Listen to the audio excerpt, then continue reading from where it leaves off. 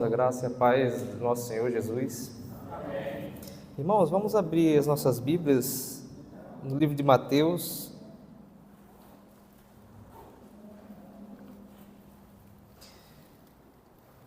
Mateus 23.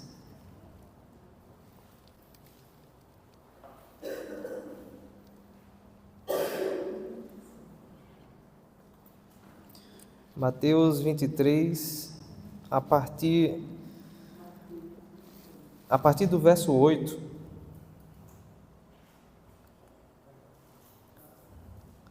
Mateus 23, a partir do verso 8. Até o verso 11, tá? Diz assim a palavra do Senhor: Vós, porém, não sereis chamados mestres, porque um só é vosso mestre, e vós todos sois irmãos. A ninguém sobre a terra chameis vosso Pai, porque só um é vosso Pai, aquele que está nos céus. Nem sereis chamados guias, porque um só é vosso guia, o Cristo. Mas o maior dentre vós será vosso servo. Oremos, irmãos. Santíssimo Deus, nós te agradecemos por esta rica oportunidade de estarmos aqui reunidos em comunhão entre os irmãos. Nós te agradecemos porque o Senhor separou este dia para o santificarmos, Senhor, e nós assim queremos fazer. Nós santificamos este estudo, Senhor, a fim de que não seja um mero estudo de âmbito intelectual, mas que sirva para o nosso espírito também, que ele seja realizado à luz da Tua palavra, Senhor. Nós te pedimos que assim nos conceda, no Teu santo nome. Amém. Irmãos, como o presbítero Marcel já introduziu, né, a temática, tem crescido um certo número de protestantes que se convertem ao catolicismo romano e geralmente eles têm feito um certo alarde na internet, né? Mas só que há uma controvérsia aí em torno dessas conversões, porque, de modo geral, historicamente falando, né, o Brasil é um país católico, né? Digamos assim, se a gente retroceder no tempo para os anos 1800, a gente vai ver que o Brasil era mais de 90% católico. Então, se olharmos de lá para cá, veremos que os resultados em termos de protestantismo têm sido positivos para nós, né? Então, hoje há um grande número de protestantes, né? E só que o que acontece? Geralmente nós, protestantes, não fazemos uma festa quando alguém do catolicismo vem para nós, né? Então, nós não anunciamos isso na internet, nós não divulgamos, né? E os católicos começaram com esse movimento de, sempre que um protestante se converte ao catolicismo, eles fazem um maior alarde e geralmente eles alegam também que os católicos eles se convertem, os protestantes se convertem ao catolicismo em razão de estudos, né? Então, você estuda, então se você estudar a patrística, os pais da igreja, a história da igreja, necessariamente você se converte ao catolicismo, né? Eles têm esse tipo de alegação. É curioso perceber também que geralmente eles não têm um testemunho espiritual, né? Como há geralmente no nosso meio, né? A gente diz que Cristo mudou a nossa vida, que fez com que nós nos arrependêssemos dos nossos pecados.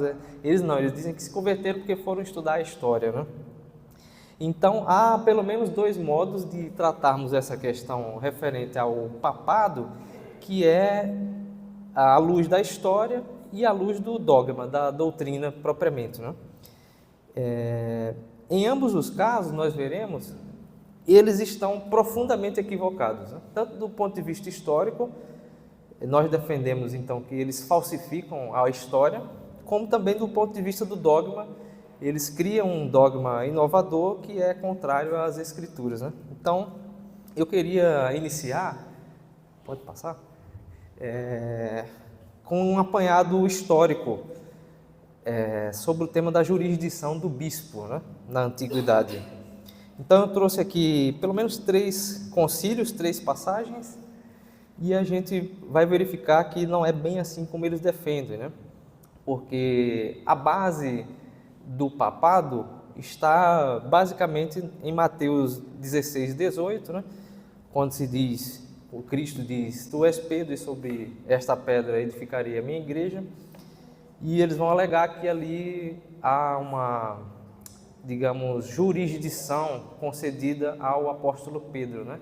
Uma jurisdição de autoridade. E com isso eles concebem que Pedro foi o primeiro papa, certo? E, portanto, defendendo esse dogma, eles têm que defender necessariamente que após Pedro a sucessão se deu historicamente, né? Desde o século I até os dias atuais. Então, começando por uma passagem aqui do Concílio de Cartago, do ano 255 d.C., diz assim: pois nenhum de nós coloca-se como um bispo de bispos, nem por terror tirânico alguém força seu colega à obediência obrigatória, visto que cada bispo, de acordo com a permissão de sua liberdade e poder, tem seu próprio direito de julgamento, e não pode ser julgado por outro mais do que ele mesmo pode julgar um outro. Até aí a passagem é suficiente. Então, o bispo, nesse contexto antigo, né, equivale inclusive ao presbítero, né? Bispo e presbítero, digamos, são o mesmo cargo, né?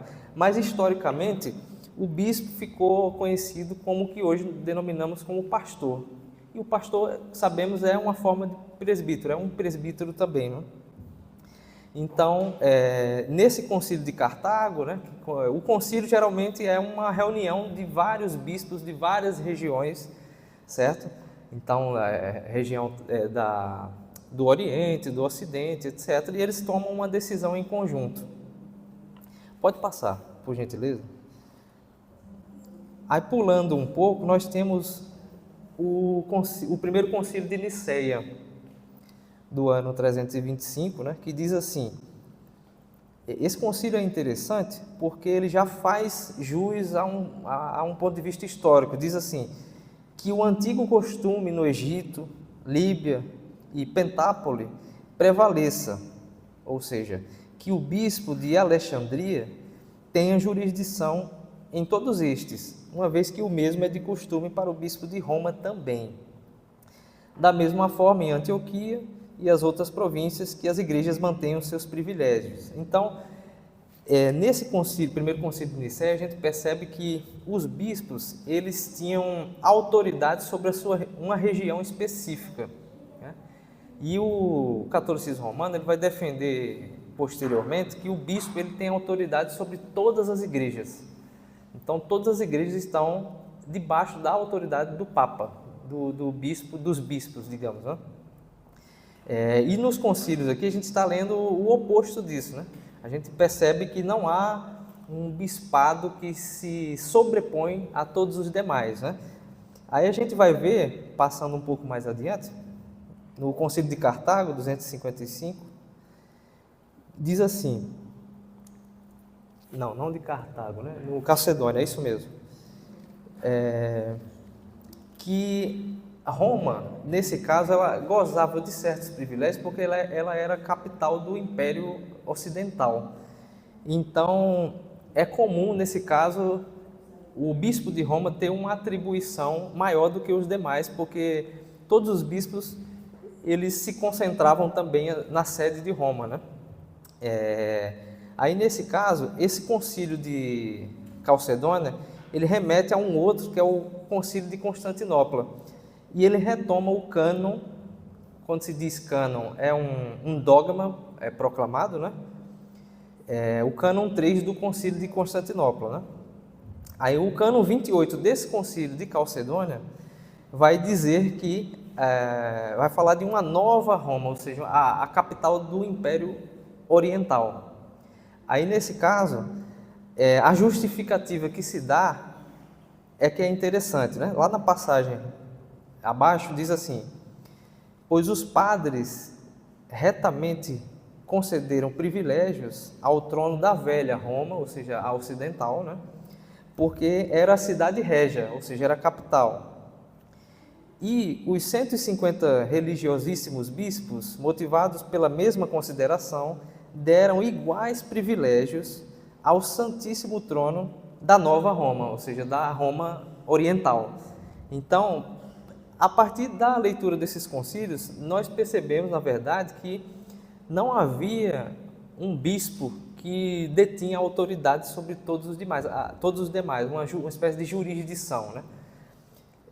Mas eles vão defender que sim, né? Então, mesmo diante desses concílios, eles tentam dar uma espécie de malabarismo aí, né?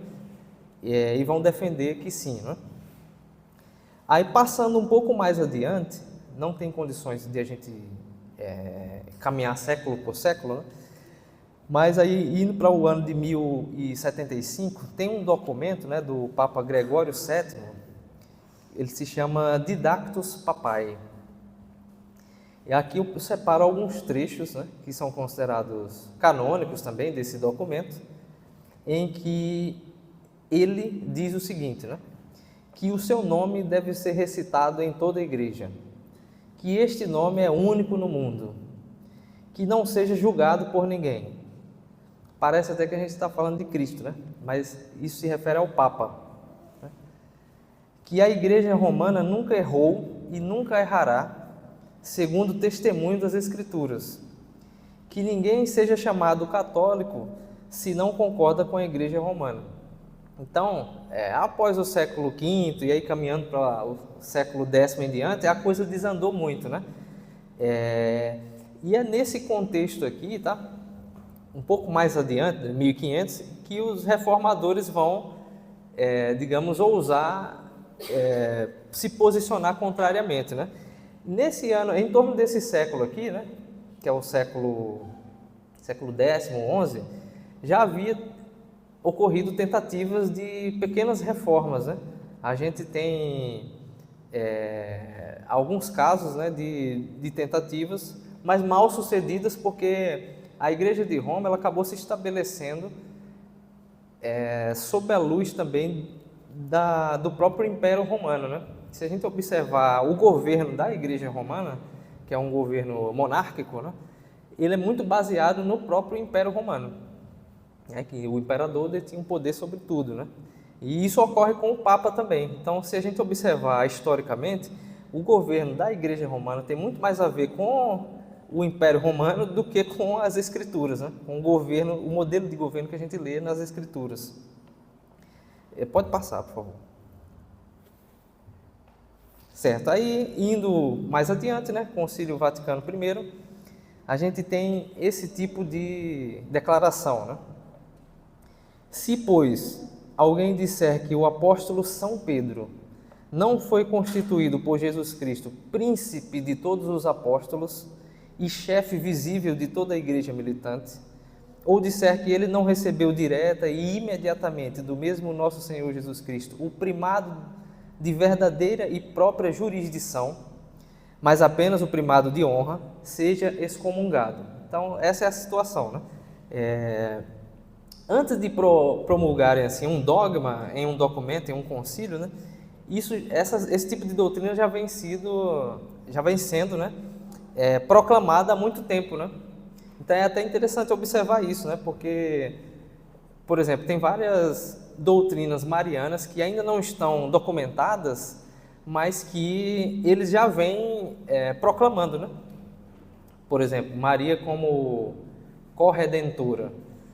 Não tem um documento específico da Igreja de Roma dizendo que Maria é corredentora, mas nos diversos escritos deles, né, o modo como eles se pronunciam, fica evidente que Maria é também corredentora, né? Então, dentro desse contexto aqui, né, eles declaram claramente, né, que Pedro ele possuía a jurisdição sobre todos os apóstolos, né? Então, sobre o apóstolo Tiago, sobre o apóstolo Paulo, sobre todos, né? Aí a gente vai verificar em que medida isso pode ser lido à luz das Escrituras, né? Pode passar. Agora a gente vai só concluir as declarações dos documentos deles, né? Que eu acho importante a gente ler os próprios documentos deles. Diz assim: por isso, apoiados no testemunho manifesto da Sagrada Escritura e concordes com os decretos formais e evidentes, tanto dos romanos pontífices, nossos predecessores, como dos concílios gerais, renovamos a definição do Concílio Ecumênico de Florença, que obriga todos os fiéis cristãos a crerem que a Santa Sé Apostólica e o Pontífice Romano têm o primado sobre todo o mundo. Aqui não é nem sobre toda a igreja, é todo o mundo mesmo. E que o mesmo Pontífice Romano é o sucessor de São Pedro, o príncipe dos apóstolos, é o verdadeiro vigário de Cristo, o chefe de toda a igreja e o pai e doutor de todos os cristãos. Então aqui está o clímax da doutrina do papado, certo? Ou seja, eles concebem que Pedro possuía essa jurisdição sobre todos os demais apóstolos, mas não apenas sobre todos os demais apóstolos, como também sobre todas as igrejas. E eles concebem também, do ponto de vista histórico, que Pedro ele foi o chefe da igreja de Roma. E aí eles enfrentam também algumas complicações quanto a isso, porque historicamente é difícil comprovar que Pedro foi o bispo de Roma, né? A gente lê até em alguns pais da igreja, como Eusébio e Orígenes, que dizem que Pedro só chegou no final da sua vida a Roma e apenas para ser crucificado, né? A gente sabe que a morte de Pedro foi uma morte macabra, né? Ele morreu crucificado de cabeça para baixo e foi a vontade dele, assim, inclusive, né? Porque ele, segundo a história relata, ele não era digno de morrer como o Senhor Jesus morreu, né? Então, historicamente é difícil comprovar que Pedro foi um bispo de Roma, foi o chefe de Roma e que chefiou toda a igreja de Roma com relação a todas as demais igrejas, né? Então eles enfrentam esse problema histórico também. Pode passar. E esse ponto é muito importante, a doutrina da infalibilidade do papal, porque dela, como vocês verão, dependem todos os demais dogmas da Igreja de Roma. Então, qualquer dogma, seja em relação à missa, ou os dogmas marianos, ou o que vocês imaginarem, né? A ceia, tudo depende desse dogma da infalibilidade do Papa. Porque uma vez que eles concebem que o Papa, quando em questões de doutrina e fé, promulga um dogma, ele é infalível. Então, sendo concebido dessa forma, ele não pode errar. Ele não pode nunca errar uma doutrina, certo? A gente concebe que é possível perfeitamente um pastor estar no púlpito e eventualmente errar alguma coisa, né? Cometer algum deslize, ou os presbíteros. Mas quando se trata da Igreja de Roma e quando o Papa está, digamos, escrevendo um documento oficial, canônico, eles dizem que é impossível o Papa errar, se equivocar. E por isso se chama infalibilidade, né? Diz assim: ensinamos e definimos como dogma divinamente revelado.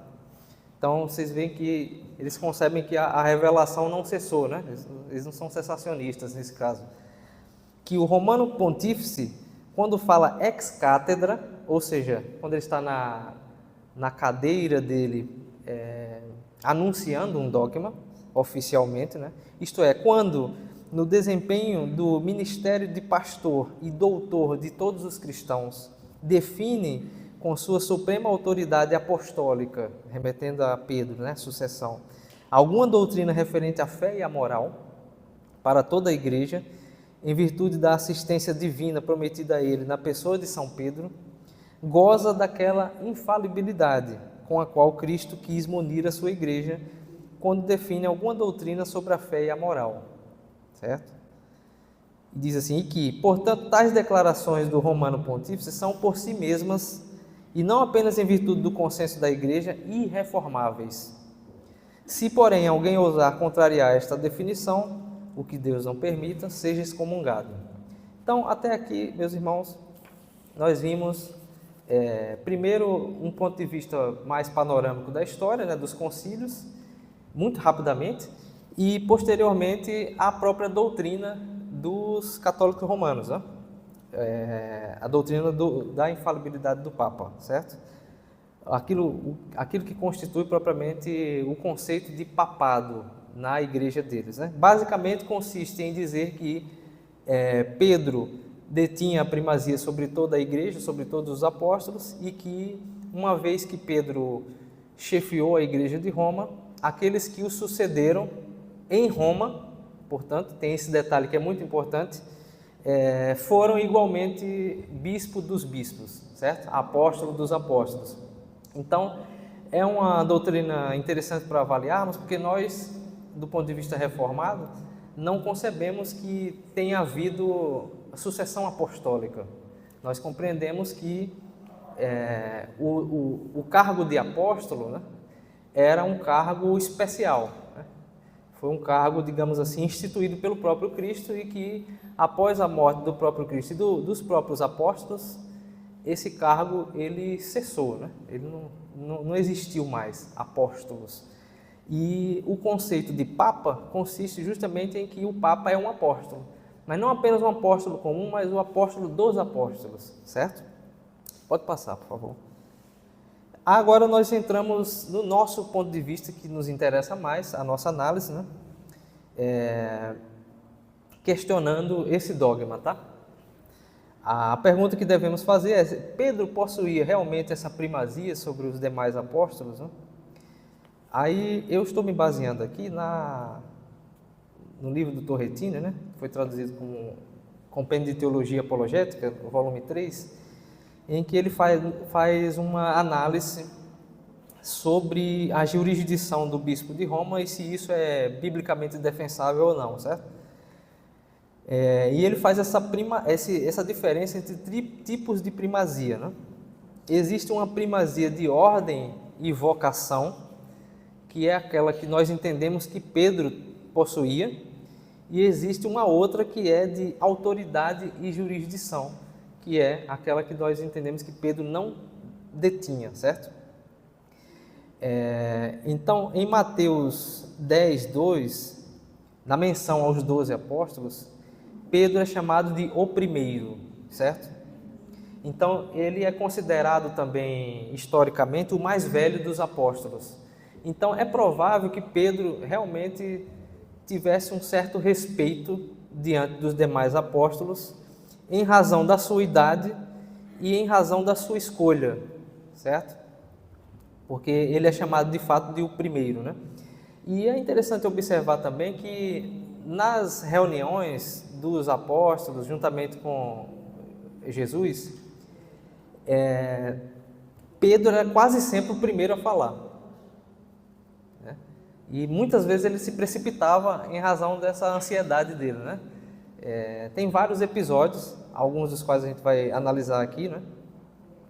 Mas a gente tem lembrança, por exemplo, de quando ocorre o Monte da Transfiguração, né? Pedro é o primeiro a falar. Tem o caso também de quando os chefes vêm prender o Senhor Jesus, e Pedro também é o primeiro a agir, né? Tem muitas ocasiões em que Pedro era sempre o primeiro a falar, né? No caso, quando ele fala também que jamais negaria o Senhor, né? Ele é o primeiro a se pronunciar naquela ocasião.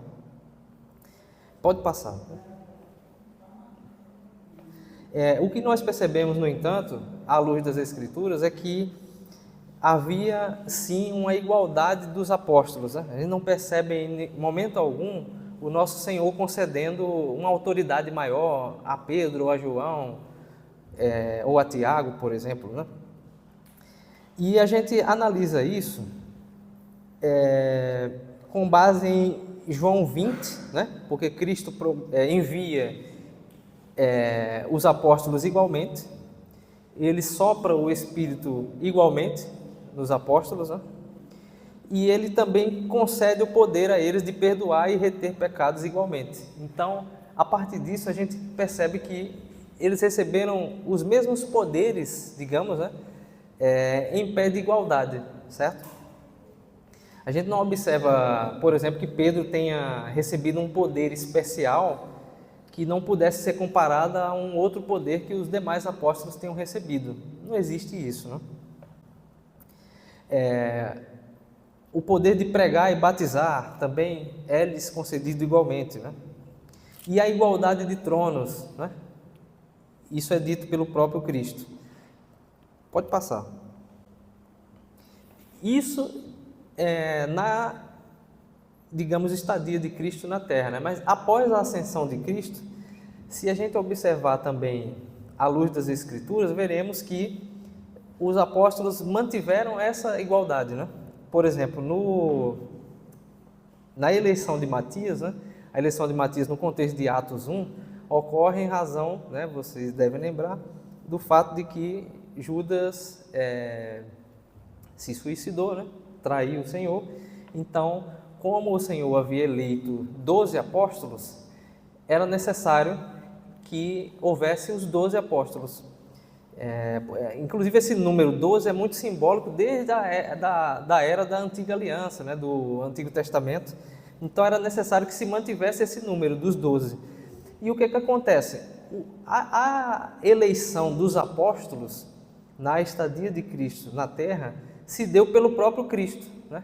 Cristo os convocou, foi um chamado do próprio Cristo, né? Não foi uma eleição como ocorre assim, uma eleição para presbítero ou para pastor, né? Mas foi o próprio Cristo que os elegeu apóstolos. E é interessante porque Calvino, quando ele vai comentar essa passagem de Atos 1, vocês recordam que eles jogam sortes, né, para a eleição de Matias. Eles não fazem uma eleição por votação, por exemplo. E a primeira pergunta que a gente poderia fazer é se um crente pode jogar sorte, né? Não é um pouco estranho, né, quando você lê no primeiro momento. E Calvino comenta que naquele momento eles não poderiam eleger por si mesmos um apóstolo, porque a eleição do apóstolo tinha ocorrido pelo próprio Cristo. Então, para não confundir esse tipo de função, né? Ou seja, para não confundir e achar que esse cargo provinha deles, da vontade deles, eles tinham que lançar sortes e pedir uma revelação do Senhor na hora. E eles estavam no poder de fazê-lo, né? Porque eles receberam dons e talentos, etc., naquele contexto, e eles assim fizeram, né? Eles lançaram sortes e foi-lhes revelado quem seria o apóstolo eleito, né? Que no caso foi Matias. E dentro desse contexto aqui da eleição de Matias, a gente não observa em momento algum Pedro se sobressaindo sobre todos os demais apóstolos, né? Se ele fosse um papa, como a Igreja de Roma alega, evidentemente ele teria tomado as rédeas e ele mesmo teria eleito Matias, né? E por que ele não fez isso, né? Então, esse é um fato curioso, né? A criação do diaconato também, em Atos 6, né? Não é Pedro que se sobressai sobre os demais apóstolos e institui esse cargo, né? Mas ele, na condição de papa, se assim o fosse, ele poderia perfeitamente fazê-lo, né? E esse contexto de Atos 8,14 é interessante porque os apóstolos enviaram Pedro aos samaritanos, né? Então, Pedro, claramente, na condição de servo do Senhor, ele aceitou ser enviado. Aí o Torrentino ele faz um questionamento interessante, ele diz: o Papa prontamente se permitiria ser enviado a outros lugares a pregar o Evangelho pelos cardeais ou bispos? Evidentemente que não, né? Porque o Papa ele detém a supremacia, a primazia sobre todos os bispos, né? Então ele não aceitaria ser enviado a pregar o Evangelho. E Pedro prontamente aceitou. Pode passar, por favor. E esse contexto então de Atos 15, o livro de Atos é muito interessante para observarmos isso, né? Porque Pedro aparece com frequência e os demais apóstolos também em conjunto. Vocês recordam que no contexto de Atos 15 tem aquela contenda entre Paulo e Barnabé, né? E é interessante porque diante dessa contenda, se Pedro fosse o Papa, né? Se ele fosse o bispo dos bispos e detivesse a autoridade sobre os demais apóstolos, ele teria imediatamente resolvido essa questão, né? Porque um Papa não permitiria um tipo de contenda desse tipo, né? Aí o que acontece? Paulo e Barnabé, eles são enviados aos apóstolos e anciãos. É assim que relata o verso 2 de Atos 15. Não diz, por exemplo, que eles foram enviados a Pedro, para Pedro resolver e solucionar essa questão entre eles, né? Ou seja, eles foram enviados aos apóstolos e aos anciãos, porque eles tomavam as decisões em conjunto, certo? Aí, um pouco mais adiante, dos versos 23 a 25, os mesmos Paulo e Barnabé, eles receberam autorização dos apóstolos e anciãos, né? Não da autoridade de Pedro. Aí, o que acontece? Também nesse contexto de Atos 15, a gente percebe que Paulo fala, Barnabé fala, Tiago toma a palavra, né? Ele inclusive usa um verbo interessante, que é o verbo julgar, então ele diz, julgo eu que... Né? Então, nesse contexto, a gente percebe que não havia um apóstolo que tomava a palavra em detrimento de todos os demais, né? Então, mas todos os apóstolos falavam em conjunto e tomavam as decisões em conjunto, certo? Inclusive, alguns pais da igreja, certo, dos primeiros séculos, chegaram a cogitar a possibilidade de Tiago ser o primeiro papa. Então, há quem defenda que foi Pedro, né? Mas alguns cogitaram, né, pela autoridade de Tiago, que seria Tiago, certo? Pode passar, por favor. Pela comparação entre o apostolado de Pedro e o de Paulo, nós também podemos tirar algumas conclusões, né?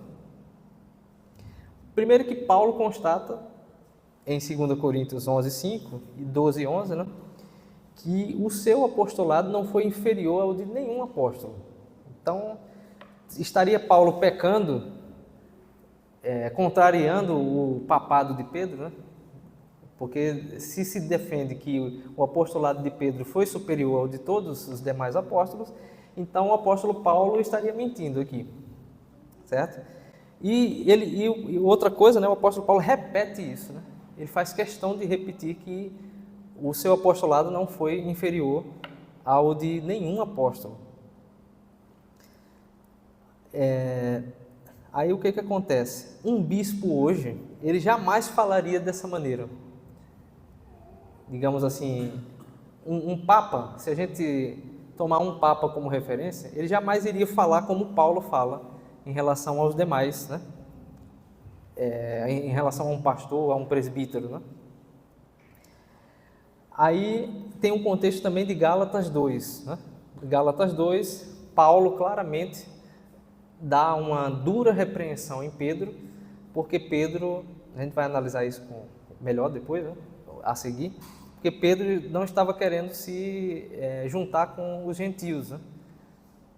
E é interessante porque Pedro foi escolhido para pregar aos judeus e Paulo aos gentios, né? Então Paulo já estava perfeitamente habituado a se misturar com os gentios. Mas Pedro, desde o contexto de Atos 10, inclusive, ele demonstra uma certa repulsa em relação a se misturar com os gentios. No contexto de Atos 10, tem o caso do centurião Cornélio, né? E Pedro tem uma visão do próprio Senhor Jesus para ele comer, né, a carne, que não era um hábito dele, né, um hábito judaico aí, e ele se recusa a comer, né? Ele diz que não. Diante da própria visão do Senhor, ele se recusa a cumprir aquilo que lhe foi exigido no caso, né? Mandado. Então, Pedro já demonstrava, desde Atos 10, que não queria se misturar com os gentios. Eu acho que tem alguma relação com o fato de ele ter ficado com os judeus, né, pregando somente para judeus, então ele tinha uma certa resistência a se misturar com os gentios. E quando a gente vai para o contexto de Gálatas 2, pode passar? Ele é duramente repreendido pelo apóstolo Paulo. A gente pode até abrir aí, a Gálatas 2, por favor.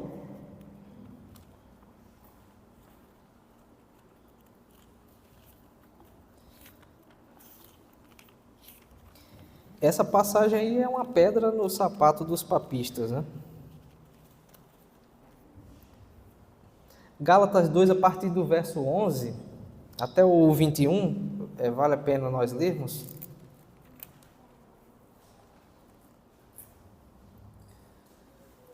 Gálatas 2, do verso 11 ao 21. Aqui na minha Bíblia, pelo menos, diz assim, o subtítulo, né? Paulo repreende a Pedro a justificação pela fé em Cristo Jesus. Isso tem a ver com a própria doutrina da justificação, né? Diz assim, então, a partir do verso 11. Quando, porém, Cefas, que é Pedro, veio a Antioquia, resisti-lhe face a face, porque se tornara repreensível. Com efeito, antes de chegarem alguns da parte de Tiago, comia com os gentios. Quando, porém, chegaram, afastou-se e, por fim, veio a apartar-se, temendo os da circuncisão.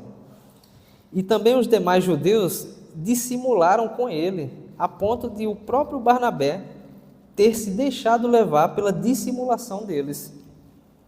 Quando, porém, vi que não procediam corretamente segundo a verdade do Evangelho, disse a Cefas, na presença de todos: se, sendo tu judeu, vives como gentio e não como judeu, por que obrigas os gentios a viverem como judeus?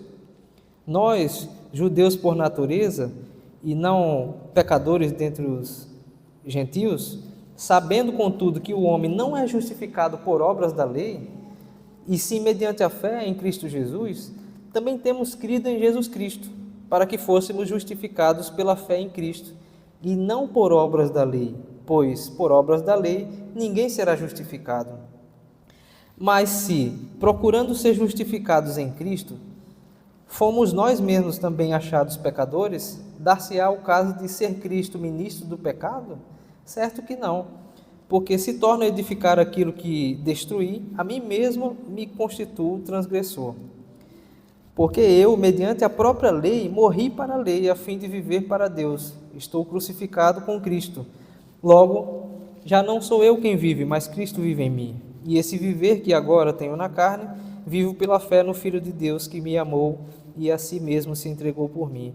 Não anulo a graça de Deus, pois, se a justiça é mediante a lei, segue-se que morreu Cristo em vão. Então, esse é o contexto da repreensão de Paulo a Pedro, porque Pedro, com essas vaidades de obras, ou seja, em não querer se misturar com os incircuncisos, ele estava concebendo que a fé, ele estava vacilando na fé, ele estava concebendo que a salvação não vinha propriamente da fé e da graça, mas de obras.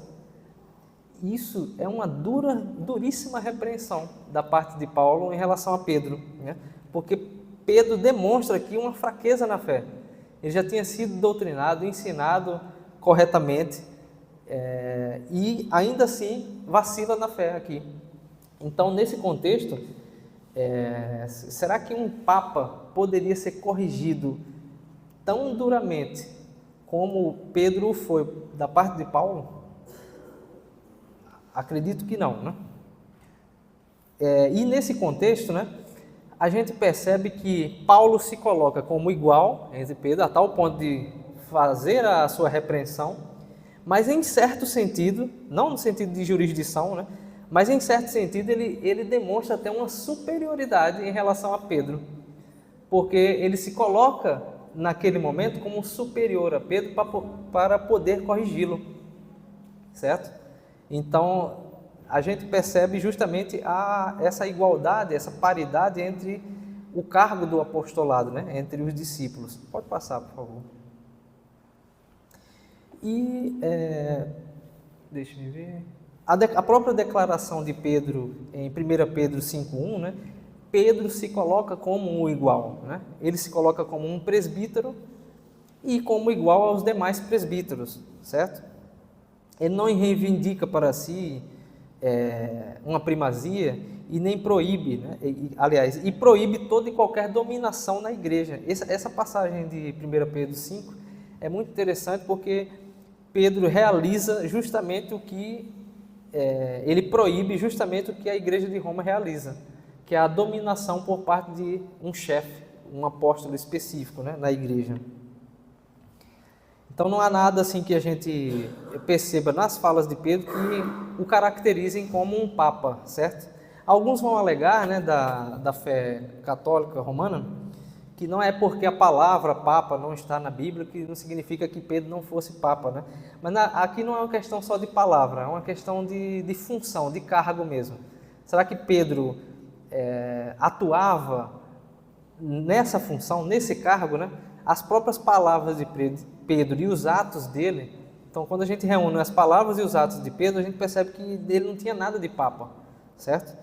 Não tem nada nas Escrituras que possa sustentar esse ponto de vista. E é interessante porque Pedro recebe a mensagem do Senhor para apacentar as ovelhas e ele transmite essa mensagem para os demais presbíteros também. E o bispo é esse, né? É o que apacenta as ovelhas, certo? Então ele recebe essa mensagem do Senhor e transmite essa mensagem para todos os demais presbíteros. Apacentem as ovelhas, certo?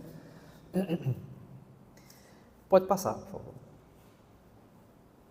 Aí o Torrentini, ele fala o seguinte sobre a própria declaração de Pedro, né, em 1 Pedro 5:1. E, no entanto, se ele tivesse obtido de Cristo a primazia, como ele não se lembrou dela, para que adicionasse maior peso às suas exortações? Por que ele se põe na mesma ordem com os demais? Por que proibiria tão ansiosamente o senhorio como algo indigno dos pastores de Cristo, se tivesse recebido de Cristo esse ofício? É uma questão que a gente tem que fazer, né? Se ele tivesse recebido esse ofício da parte do próprio Cristo, por que ele mesmo proibiria isso, né? Então não faz sentido sustentar essa tese. Pode passar, por favor. Certo, aí agora vale a pena nós abrirmos aqui em Mateus 16, porque parece que a base de toda a doutrina católico-romana reside nessa passagem. Por isso eu deixei ela um pouco mais adiante, assim. Mateus 16.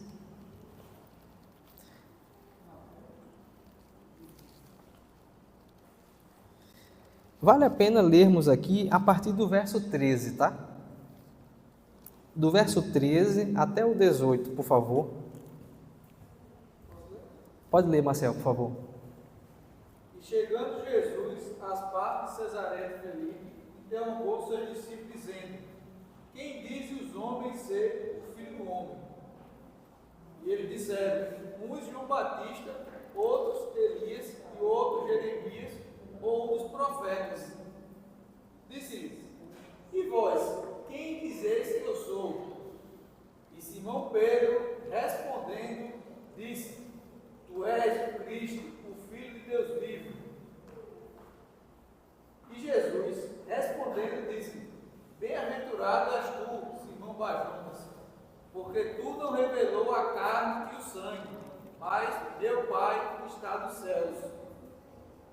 E também eu te digo que tu és Pedro, e sobre esta pedra edificarei a minha igreja, e as portas do inferno não prevalecerão contra ela. Até aí. Obrigado, Marcelo. Certo. Então, esse é o contexto, né, da passagem por meio da qual eles sustentam a doutrina de que Pedro foi o apóstolo dos apóstolos. Especificamente aqui, nesse verso 18, né, repetindo, diz assim: Também eu te digo que tu és Pedro, e sobre esta pedra edificarei a minha igreja. Eles vão interpretar que Pedro é a pedra, certo? E sobre esta pedra, Pedro, eu, Cristo, edificarei a minha igreja.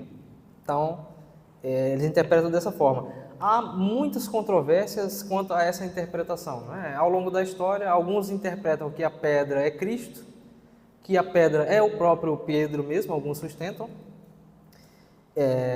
E alguns sustentam ainda que a pedra é a declaração de Pedro, quando Pedro diz: Tu és o Cristo. Então, sobre esta pedra, ou seja, sobre esta declaração, edificarei a minha igreja. De modo geral, os reformados vão interpretar que seria impossível que Pedro fosse a pedra, né? Nem todos, mas alguns interpretam dessa maneira, porque a pedra é o próprio Cristo, né? E isso a gente pode ver com base em alguns argumentos. Primeiro o seguinte, né? Se a gente analisar só do ponto de vista gramatical, a construção da Bíblia, né? A gente vai ver o seguinte, né? Tem as palavras distintas, né, que são Petros no grego e Petra, que é a pedra, né? Tem os pronomes, né? Sobre esta, pronome demonstrativo, né? E o gênero, né? Masculino e feminino, Pedro masculino e a pedra, Petras feminino, né? Se a pedra fosse Pedro, Jesus possivelmente teria dito: tu és Pedro, e sobre ti edificarei a minha igreja. Né? Poderia dizer perfeitamente, sobre ti, usar esse pronome de tratamento, né, pessoal. Mas ele diz: tu és Pedro, e sobre esta pedra. Por que ele diz esta pedra? Né? Se ele está falando diretamente com Pedro. Parece que nesse contexto, a pedra é uma coisa e Pedro, com quem ele está falando, é outra coisa, certo? São objetos diferentes aí. E aí, com base em 1 Coríntios 3,11, né, Pedro não poderia ser a pedra, uma vez que apenas um pode ser o fundamento, a pedra, né? E ele mesmo ensina que ele é membro da igreja, né? Como os outros. O próprio Pedro, ele não diz em momento algum das Escrituras que ele é a pedra, certo? Aí tem uma passagem interessante também, porque em Mateus, nesse contexto que a gente leu aqui, 16, 19, um pouco mais adiante, diz assim: dar-te-ei as chaves do reino dos céus, e o que ligares na terra será ligado nos céus, e o que desligares na terra será desligado nos céus. Então os católicos vão argumentar que Cristo concedeu essa autoridade de ligar e desligar na terra e ligar e desligar no céu, certo? Só que em Mateus 18, 18, Cristo diz o mesmo a todos os discípulos, né? Vou até abrir aqui, Mateus 18, 18, Cristo diz assim: em verdade vos digo que tudo o que ligardes, referindo-se a todos os apóstolos, na terra terá sido ligado nos céus, e tudo que desligardes na terra terá sido desligado nos céus. Então, é possível que Cristo aqui, nesse contexto, tenha dito essas palavras primeiramente a Pedro, mas logo a seguir ele diz as mesmas palavras para todos os demais apóstolos. Então, em razão disso, não há como sustentar que Pedro tem algum poder especial, né, em relação aos demais apóstolos. Pode passar. É aí mesmo. Aí, outra coisa também é em relação ao ofício de apóstolo, né? A gente falou sobre isso inicialmente, mas o ofício apostólico ele é de natureza temporária, extraordinária e especial. Então, os próprios apóstolos eles lançaram os fundamentos da igreja, eles foram escolhidos pelo próprio Cristo. Tem várias características que configuram um apóstolo, né? E isso é interessante para a gente entender por que um Papa não é um apóstolo sob hipótese alguma, né? Essas são as características. Eles lançaram os fundamentos da igreja. Para ser apóstolo tem que possuir todas essas características: lançar os fundamentos da igreja, ser escolhido pelo próprio Cristo e no caso, ver o próprio Cristo, né? Eles viram a Cristo, possuir os dons extraordinários, possuir infalibilidade doutrinária. E todos esses pontos, então, são o que configuravam o perfil, né, e o cargo de apóstolo, né? Todos eles tinham isso, né? E justamente em razão dessas características, dessas configurações do cargo de apóstolo, é que ele é um cargo de natureza intransferível, certo? Não tinha condições de alguém posterior aos apóstolos possuírem esses dons que foram concedidos de modo extraordinário aos apóstolos, né? Para que eles lançassem os fundamentos da igreja, certo? Pode passar, por favor. E em razão disso, né, a gente defende, então, que o governo da Igreja Católica Romana, ele é proibido pela Escritura, né? Se a gente observar em Lucas 22, do 24 ao 26, né? Que foi a passagem com a qual iniciamos aqui, né? A ninguém chameis de pai ou de mestre, né? O termo papa significa justamente pai, né? Então, justamente o que Cristo proíbe é o que eles fazem. Eles chamam um líder de pai, de mestre, né? Atribuindo-lhe, no caso, uma jurisdição sobre eles, né? É possível perceber também que quando você concebe a infalibilidade do Papa, é como se você tivesse uma certa preguiça intelectual também, porque você concebe que ele é infalível em matéria de fé e doutrina, de dogma, né? Então você não tem nenhuma obrigação de verificar se o que ele diz é verdadeiro, porque tem de ser verdadeiro, né? Aí Cristo diz, né? Antes o maior entre vós seja como o menor, e quem governa como quem serve. Então o governo da igreja instituído por Cristo é o governo da diaconia, do serviço. Esse é o termo original no grego, né? Diaconia.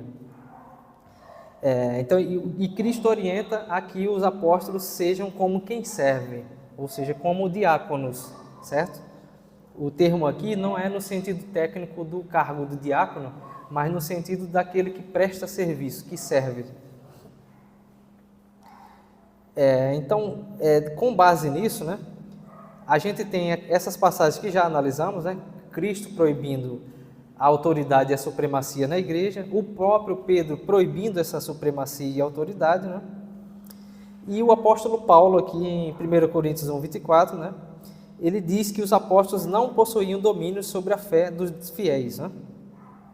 E esse caso, por último, aqui de 3 João 1:9 é interessante porque Diótrefes, ele talvez pudesse ser considerado aí o primeiro papa, né? Porque ele queria justamente deter a primazia sobre toda a igreja, né? Então, criava rebuliço, confusão. Vale a pena ler isso depois, né? Com mais calma. Pode passar. Só para encerrarmos aqui, já estou em vias de finalização, convém nós lançarmos um questionamento, né? Porque durante muito tempo, os primeiros reformadores, né? Calvino, inclusive, né? Turretini, a própria Confissão de Westminster conceberam, né? O Papa como um tipo de anticristo, se não como um tipo, pelo menos como o anticristo mesmo, né? Então, a base para isso é que essa função, né, do cargo propriamente de Papa não apenas não se acha nas Escrituras, como é radicalmente contrário ao que consta nas Escrituras, né? Então, o Papa ele recebe títulos, né, como vigário de Cristo, cabeça da igreja, doutor de todos os cristãos e fiéis, né? E esses títulos que ele recebe só são títulos, né, sumo pontífice, né? Só são títulos, sumo sacerdote, títulos que só conviriam dar a Cristo, né? Então, são títulos que jamais poderíamos dar a um ser humano, certo? Aí, em razão disso, né, com base em algumas passagens também da Bíblia, né, por exemplo, o livro de Hebreus vai mencionar o sumo sacerdote como sendo Cristo, né? A gente tem o livro de Daniel antecipando aí o homem da iniquidade, do pecado, né? 2 Tessalonicenses 2, né? Que fala também a abominação da desolação. Inclusive, quando a Confissão de Westminster vai falar do anticristo, ela usa como referência 2 Tessalonicenses 2, né? Então, durante muito tempo, foi justamente essa tese que defenderam, ou seja, que o Papa ele tinha todas as características do anticristo, né? Mas é interessante também analisarmos, pode passar aí, outro ponto de vista, né? A Confissão de Westminster vai dizer assim: não há outro cabeça da igreja senão o Senhor Jesus Cristo. em sentido algum, pode ser o Papa de Roma, o cabeça dela, mas ele é aquele anticristo, aquele homem do pecado e filho da perdição, que se exalta na igreja contra Cristo e contra tudo que se chama Deus. Então, a posição da nossa confissão é que o Papa é o anticristo, certo? Mas há alguns pensadores reformados também que passaram a colocar em questão isso. Inclusive, em algumas regiões, já houve modificações da confissão de Westminster nesse ponto específico, certo? Ela não foi uma mudança geral, mas já há lugares em que isso foi alterado. Pode passar aí. E geralmente a base para isso é uma distinção, né? Que se faz dos livros de Daniel, da passagem de Mateus, né? Da passagem de Tessalonicenses e do próprio anticristo, que nominalmente só aparece no livro do apóstolo João, nas cartas, né? Então, com base nisso, né, o anticristo seria uma figura muito específica. Ele é anunciado pelo apóstolo João, né, que diz que já está entre nós, e o perfil do anticristo é que ele negaria a carnalidade ou a corporeidade de Cristo. E nos primeiros séculos da igreja surgiram os gnósticos, né, que defenderam justamente esse ponto de vista de que Cristo provavelmente ele não era um ser humano, certo? Mas ele era apenas uma espécie de espírito mesmo. Com base então nessa distinção, alguns vão defender que o anticristo não poderia ser o Papa, certo? Porque teríamos aí uma outra exegese para defender isso, né? Distinguindo também, portanto, o anticristo do que seria a besta, do que seria a abominação da desolação, o homem da iniquidade. Então, o anticristo não se, digamos, enquadraria nesses outros perfis aqui, né? Mas basicamente era isso, meus irmãos, que eu tinha para falar. Eu me coloco à disposição aqui para a gente conversar, colocar alguma questão, certo?